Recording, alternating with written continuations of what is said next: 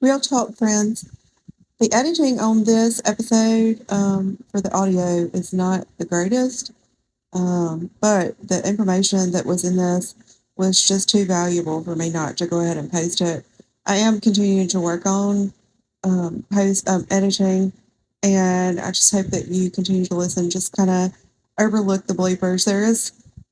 There are a couple of places where you will hear like a car horn, and it's just to bleep out the guest name because he stated his name. So just hang in there with me. Thanks. Yeah, Okay. we're going. Is it recording? Yeah. All right. So welcome back to Unmasked Health. I'm your host, Shelly. I have a special guest today who is going to be speaking from a male's perspective. I'm going to be asking some questions. He's going to be answering. And then after, we get done, we'll kind of fill in the gaps or whatever. And if anyone has any questions at the end, you can email. But at any rate, we're going to get started. So I want you to tell me and tell the audience a little bit about who you are, not to reveal your identity or anything, but a little bit about yourself if you want to share that. Okay, so as you can see by my name, I am a contemporary male. I go to work and I try to stay healthy and try to live a good life, but I am within the constraints of our society that often says men have to be strong all the time, and I don't care how you feel. If we say work 20 hours, you're going to work 20 hours. If we say go dig for 20 hours straight, you're going to do it, and I just have to acquiesce. So Yeah. I'm here to talk about my experiences as a male. Yeah. Okay. Well, I appreciate you being here and willing to do this. So let's just start right in. The first question that we're going to start with is, have you ever experienced struggles on your own with like depression and anxiety? And if you have, how did that connect to your identity as a man? Yes, so I want to say maybe around 13, 14, I just started to get really depressed and I'd have real bad anxiety and I didn't even know what it was. I just thought like, oh my God, I'm sad all the time. I'm scared all the time. And I didn't really, I think, have anyone to turn to because in my opinion, men are, as I was saying, be a man, suck it up. And so I just did, and I just didn't ever share it with anybody. And finally, I was in my early 20s, and I just told a trusted friend, I'm like, man, I'm thinking about just calling it a day. And they were like, no, Cody, don't talk like that. I go, oh, I just said my name. I'm sorry. Okay, that's okay. We edit it out. I can. They said, seek counseling, go see a therapist. And so I did, and it helped a lot. She was like, uh, we had a couple sessions and she was saying, I want you to take up running, try to exercise, a little bit during the week, try to socialize, make some friends. She had some suggestions like that. And some of it I was able to stick to, some of it not so much. But what I did stick to really just, it really just changed my life. Yeah, good. So that just leads to a next question. Do you still attend therapy? Try to go to therapy? No, it hasn't really been a necessary thing since the release of ChatGPT. No. Okay. Well, that's good. I love ChatGPT, by the way. I love It, it. it was Like a new Google.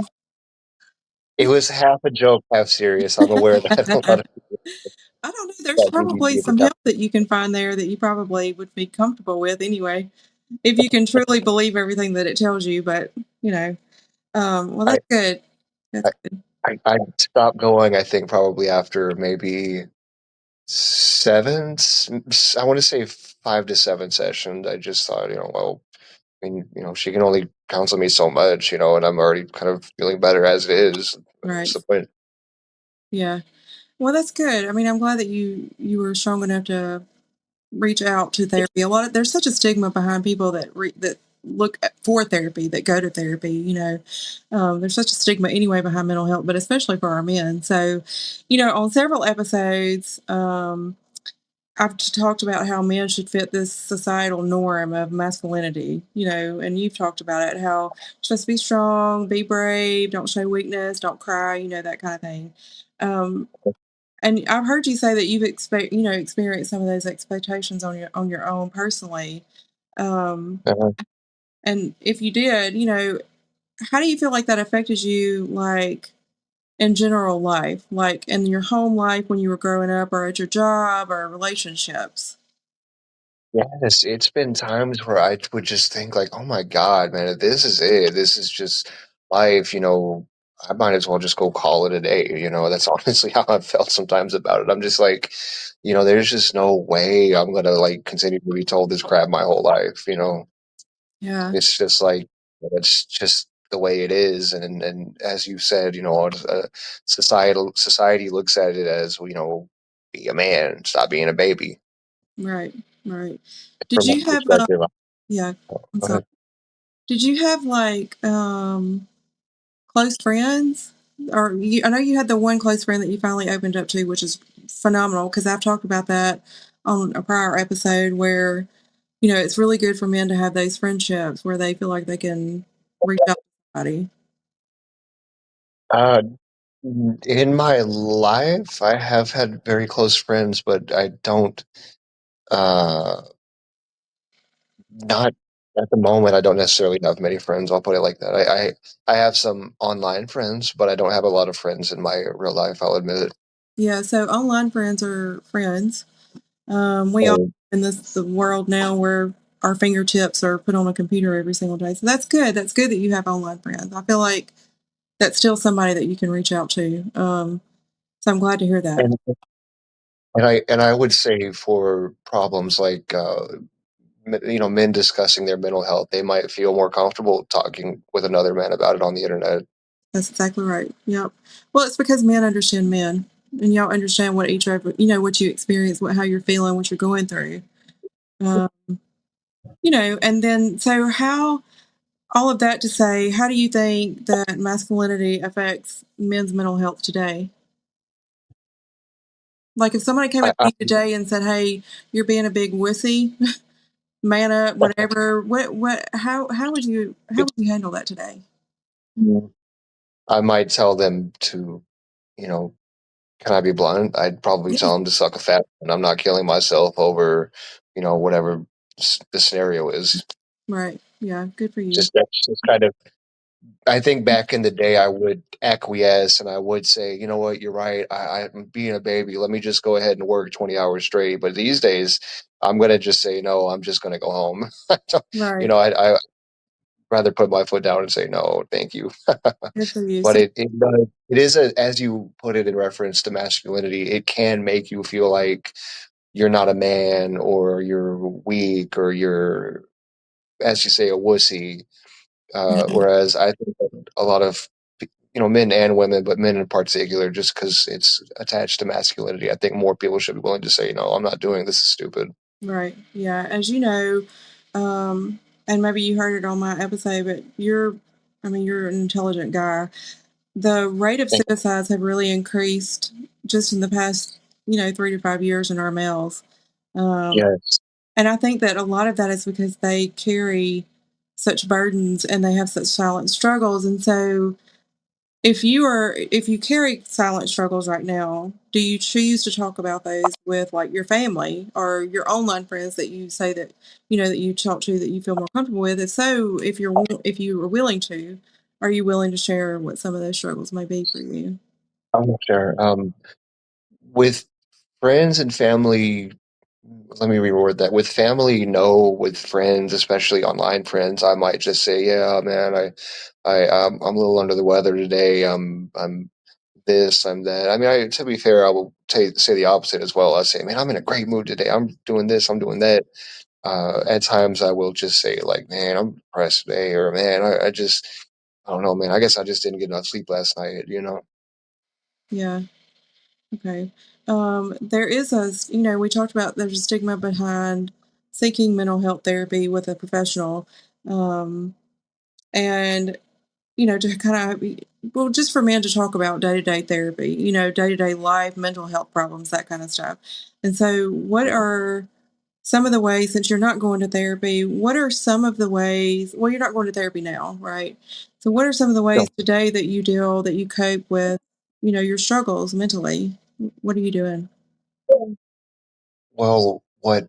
just like I discussed, what my therapist suggested doing, like taking up running. So if I'm under the weather, and I don't mean like super under the weather, like man, Yeah. I better just go end it all right now. I don't mean like that. I Yeah. mean like I'm just not 100%. Then I'll just go for a run, Okay. or I'll lift weights, uh, or I'll go engage in a hobby. Okay. Oh, I love that. I love that you Yeah. do. That's good. That's what we call in the medical world cognitive behavior therapy. And it actually is a very soothing thing for people. And it actually does redirect your brain, your mental, your thought processes and stuff. So that's really good. I'm glad you shared that. Thank you. There is a stigma surrounding men being, crying and being vulnerable. And how do you think that some men like yourself could break those barriers? Like if you were having a moment where you just finally reached a break and you were just crying or whatever, and you were vulnerable with a friend, either in person or online, how do you think that other people can break that barrier of having that stigma of not being able to feel like they can be vulnerable? I would say maybe just put out there, I'm here for you. Like I see it sometimes like on Facebook posts where people will say, uh, you know, they'll post like not a meme but a JPEG that says, "To all my friends and family, I'm here for you if you ever need anything." Da da da. Yeah. And I think that there's so many people who post that and then they don't practice what they preach. So I would say for more people is just if you're gonna I would say just try to be there for one another. It could be your friends, your neighbors. Um, I mean, yeah, I'll give you one example. I have a neighbor who I don't get along with, and one day, um, I seen him walking around. He was crying. He was on the phone, I guess, speaking to his mother, and he was uh, saying stuff to the effect of, um, I used to volunteer for the crisis text line, so I'm able to recognize when somebody is having suicide ideation. And I could tell based off the things that he was saying, I was like, okay, yeah, this is somebody who's thinking about ending it all. And as I said, I didn't get along with him. I'm not saying we're mortal enemies, but what Yeah. I did was I called the apartment manager and I said, hey, ma'am, such and such in room such and such. And she's like, oh, yeah, I know him. I said, he's walking around saying the kind of things that people say right before they kill themselves. Are you able to give him a call? And she said, oh, yes, I'll get right on that. And she gave him a call, and I didn't see him or hear him crying no more. So I guess she fixed his problem. Wow. Okay. Well, that's good that you are able to recognize and pick up on, when other people are in crisis. I mean, that I wish that, I mean, I feel like we should all like educate ourselves a little bit on identifying those scenarios, like when somebody's in a crisis, because life is, as we know, lifing for everybody and a lot more suffering from mental health issues. So, It, the real thing is stigma surrounding that is that people try to tell themselves, oh, come on, people don't kill themselves. People don't get that sad. Come on, I think people really just try their hardest. Not all people, obviously, but I want to say the majority of people just try to think, oh, come on, that could never happen to me, or that could never happen to someone I know. well, I think we've all experienced, well, I have experienced suicide in my family. Um, Yeah. and those people that can say that or think that way or feel that way are very lucky, is what I can say to that. I mean, because we have all, I have experienced never, I've never attempted suicide, but I mean, we've all met with depression at some point. And at any rate, I just, I hate that people are so dismissive. I wish that they weren't, especially towards our males, our men. You struggle for so long silently, and then you don't know what to do with it, really. You don't know what to do with your emotions, really, if you think about it. You carry it for a long time. You don't know how to unload it. If you do unload it, you're scared of what the person's going to say or how they're going to feel or how they're going to think of you after you unload. So, It's kind of like wandering through a labyrinth that has no exit, basically. yeah. Yeah, that's a good way to look at it. Okay, so um I think my first or second episode of this series, mental health series for men, was talking about men and not crying in front of others, or that it's okay for men to cry, and you had responded and said that you would never cry in front of somebody. I kind of want you to speak a little bit more on that. Was it something in your past that made you just not do that, or is it just because you were raised to be a man? The general Yeah. norm. Both. I would definitely say both because I think growing up, especially, uh, and I'm going to say I had a mean older brother. If he's seen me crying, it was just no. You're, I guess you just need to take your medicine. Yeah, uh, it was that, and I really just throughout my life, if you were seen crying, hey, look at that baby, look at that wussy, you know. And so I just think that maybe especially based off of that. And it's just society use it as weakness to see a man cry or express emotion. yeah. Do you feel like if you did have a breakdown in friends, not a breakdown, but if you maybe one of your online friends, since you are seem to be closer to them, would you feel comfortable crying in front of them today? Yeah, sure. If it was something like severe enough, or you know what I mean. Yeah. Something that, like, just kinda push you. I mean, like, not just a death in the family, but, Right, right. you just day-to-day life can get very heavy, you know? I And tend. Go ahead. no, you go ahead. Mm. I generally I don't like to cry to people in general. I don't know if that's just something about me. I really just like to keep my problems to myself.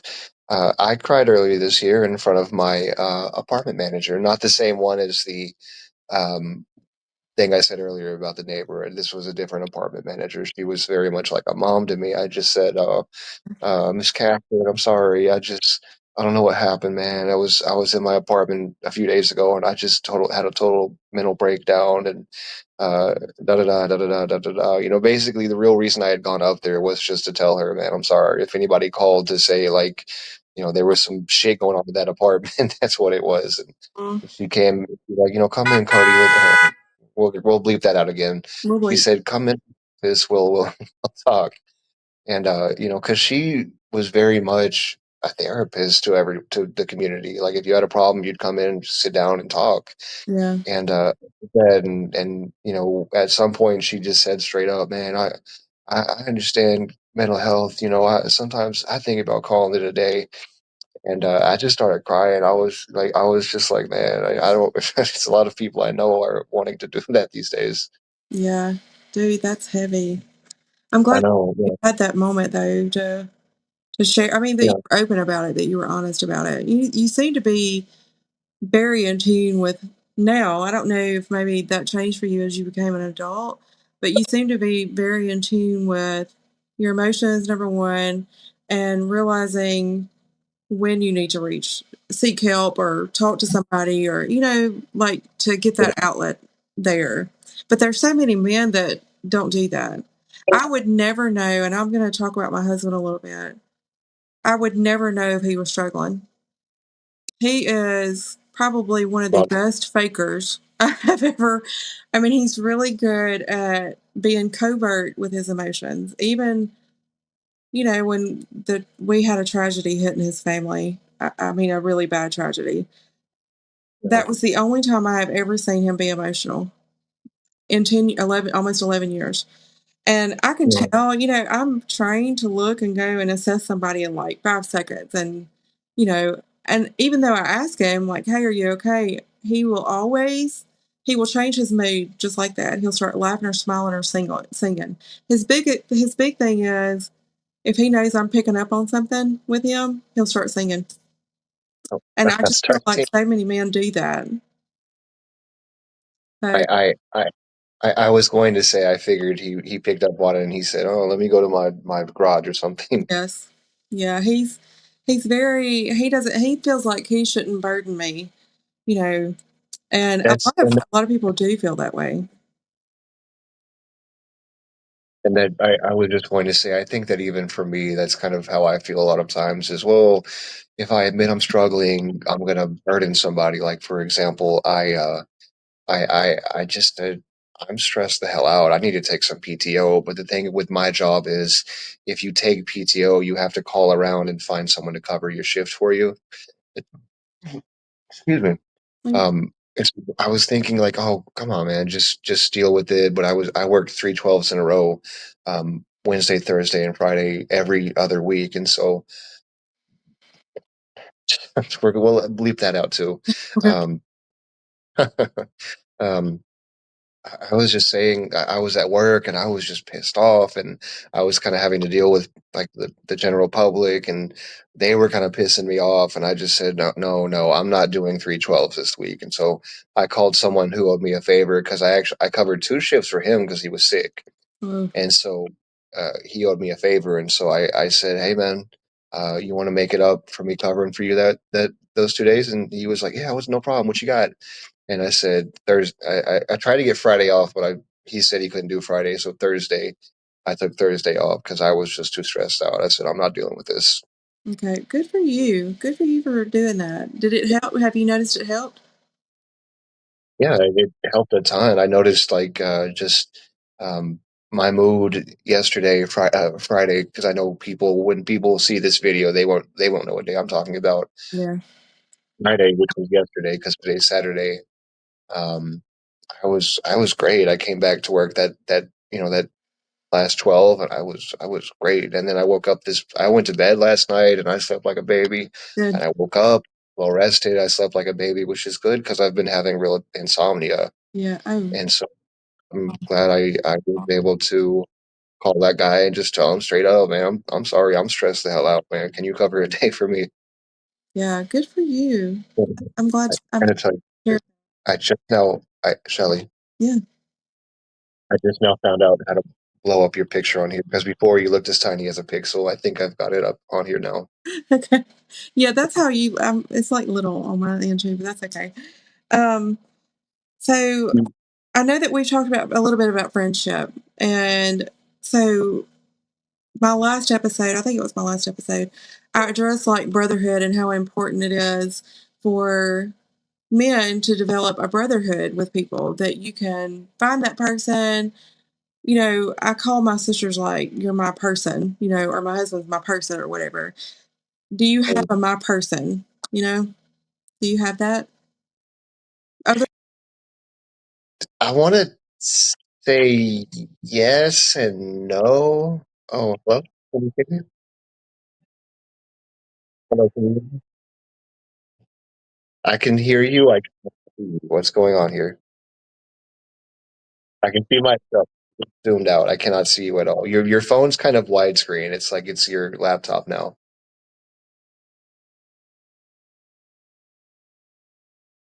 No, you're super black. It's okay. We don't really have to see each other to communicate. Oh, like, it comes out. Yeah.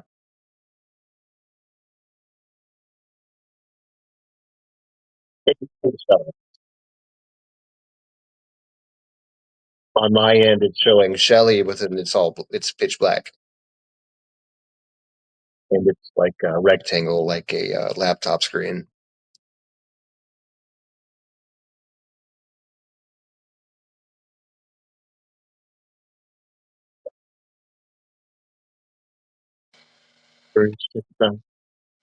It's again, we can always just edit this part out. No rush. yeah. Back Does to that you. help at all? Yes, Yeah. I, Cool. Okay. It's probably because I got a text message, but I couldn't. I turned my phone on airplane mode, but it wouldn't. I don't know. It didn't. It was acting weird. So I'm like, okay, let me just take it off of airplane mode. At any rate, um, the brotherhood thing. I'll ask that again. Like, so we talked about friendships and brotherhood, and you know, I know that you have your online community, but do you have that person that you could just pick up the phone or call or message or somebody that you feel would be there for you at the drop of a hat, like if you were having a crisis moment? or you needed to like unload a month's worth of emotions, and you had do you have that person that you feel like would never judge you, or would be right there for you? I have someone in my life who I know, and she's the friend I told you about who originally said, you need to go to counseling, you need to see a therapist. I know if I come to her and I say, look, man, I'm about to go jump off the Golden Gate Bridge or something, she will, I don't know if I would say stop everything, because again, it's essentially just an online friend, but I know she would definitely be there for me, but not, uh, I don't have anyone in my personal life like that, and I don't have a male friend, basically, who would do that. Hmm. Is that something that you long for, or that you think about, or that you would want to change? No, I don't think so. No, I haven't put a lot of thought into it, but Yeah. I don't think so. No. Okay. Well, when you were growing up, like in middle school, high school, did you have buddies that you? See, Shelley, I don't think I've ever shared this with you. After fifth grade, I was homeschooled, Oh, okay. so, so I was Yeah. Okay. my Well, that my makes sense. So, that's imaginary. yeah. No, I did not know that. Thank you for sharing. Um, That's much I think sooner. homeschooling is a good thing. It is, but I do feel like it kind of shelters you a little bit. I mean, there is a Yes, homeschooling community out there, but it's, you know, whether or not totally split my. you get to it is one thing. Um, so let's see. If you could unmask one thing, a myth about a man's mental health or about men in general, what would it be? What would you want to share today? Uh,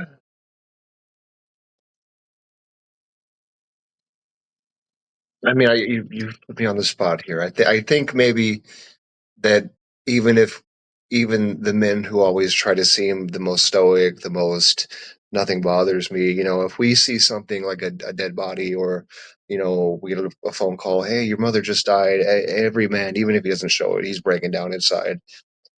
And so I would say one thing that I would like to unmask is that men do struggle. We do, no matter how stoic any man tries to be. Even it could be a man like Arthur Morgan from the Red Dead Redemption universe. Even he came out and told someone he was scared.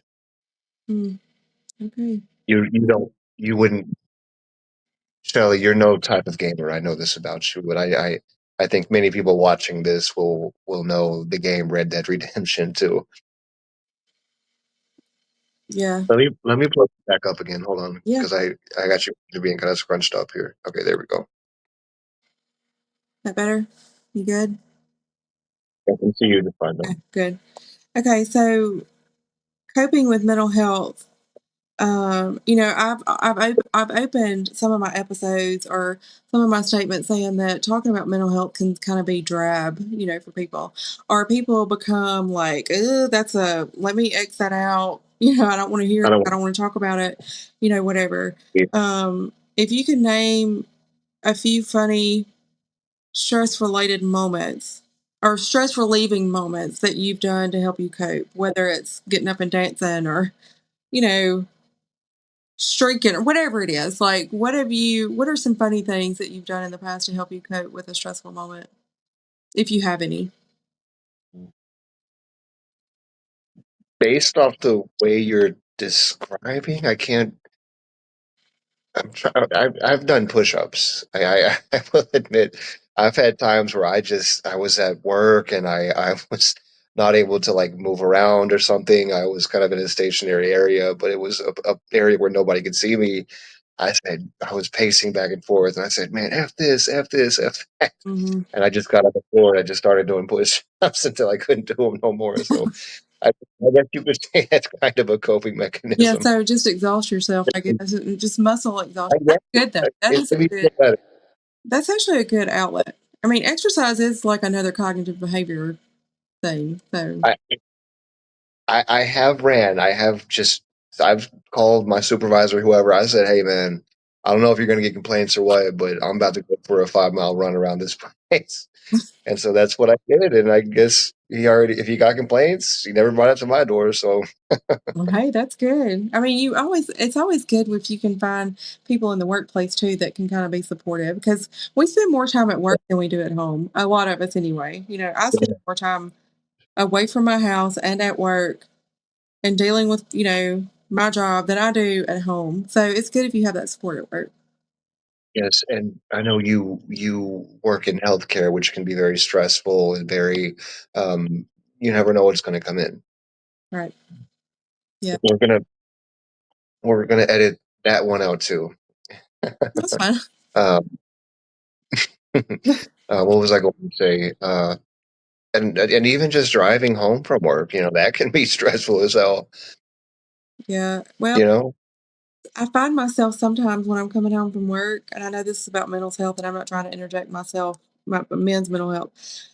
I can sit in complete silence, and I drive a little over an hour to work every day one way. oh wow, an hour? Yeah, a little over an hour every day.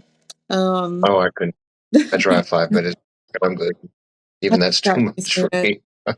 I mean, I live way out in the boonies, so I'm used to driving. It's been that way my whole life, but I can be driving in complete silence and get home and just realize, like, I'll pull up in my driveway and I'll be like, what is wrong? I drove home in complete silence, no radio, no podcast going, no, audio book going or anything. And I'm like, okay, well, let me just like have a moment and let me just see what just happened. I don't know if you have those days or not where you just drive around in complete. I I've within the I don't know what changed. I know 2 years ago, every day I had to jam to music on the way to work and on the way home. I had to, you know, turn my jams up, and then I don't know why within the past 2 years I just said no. I don't want to listen to the radio. I don't want to listen to a podcast. I just want to hear nothing. Interesting. But sometimes, If I can be blunt, if I can be blunt, sometimes I talk aloud to myself. Okay. yep, there's nothing wrong with that at all.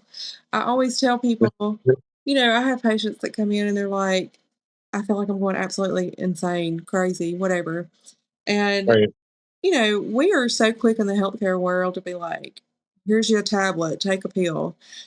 And I'm just more of Yes. those that's going to approach it as, hey, can we do some cognitive behavior therapy? Can we do, if you're faith based, if you're religious, do you, reach for your Bible or whoever you believe in, whatever. And Oh, I had one woman tell me one time that her husband said something to her because she would be standing in the kitchen talking to herself all the time. And she said, mm. and I was making a joke out of it. I said, "Well, it's okay to talk to yourself as long as you don't answer yourself." And she laughed and she said, "Well, then I'm in trouble because I answer myself." Like, because I'll say, "Well, what am I doing?" And then I'll turn around and go, "Well, I don't know what you're doing." She said, "Okay, well, I'm in trouble. What does that mean?" And I was like, "Well, that was supposed to be a joke." There's nothing, absolutely Okay, I nothing see. wrong because we all talk to ourselves and talk out loud. So it was pretty a funny moment, but I told you I was homeschooled, right? yeah, So I think one of my coping mechanisms was I would talk to my imaginary friends, and then I would try to respond in what felt like their voice, if that made sense. So it makes perfect. I can say as an adult, I don't do that, but I do talk aloud to myself in the car sometimes. Well, sometimes you're your voice of reason, really. Yeah, Think about it. I mean, I tell people a lot, you're your biggest advocate and you're your biggest trooper and you're your biggest supporter. And, nobody's going to care for you as much as you care for yourself. And so right, you can be your voice of reason out loud. If people want to look at you funny, that's fine. I mean, whatever. People are going to judge anyway. You might as well give them something to judge, give them something good to judge. You know, exactly. maybe we can be a mirror Right. to other people and be like, hey, maybe you need to start talking to yourself. Maybe that will help you some. I, There's I, nothing wrong with that. I I know too many people who I think I could stand to give some sort of therapeutic advice to, and I think that might be one of them. Yeah, good. Well, that's a good way to look at things. I do hope that just through this, that there are other men that are listening. If they're listening, I hope they start listening. Um, kind of heed some of the things that you have said. Like I said, men understand men, and to hear this from a man's point of view and not just a woman's point of view may resonate with some of the men that are listening. And if there are women listening, maybe you can get the man to in your life to listen. But I just want to thank you for being so open today and being brave, because that was, this is out of your comfort area to do this. And I'm just really thankful that you were willing to be open and honest about men, and, that men are not alone in their mental health. They should not feel alone. And, that just remember that your struggles as a man do not define who you are. And we are trying to change the stigma behind, just be the strong guy, man up, whatever. Don't be a little, B word, whatever. Um, but, just one day at a time, take it as strength that you have opened up today. Um, and is there anything else that you want to say before we close this out?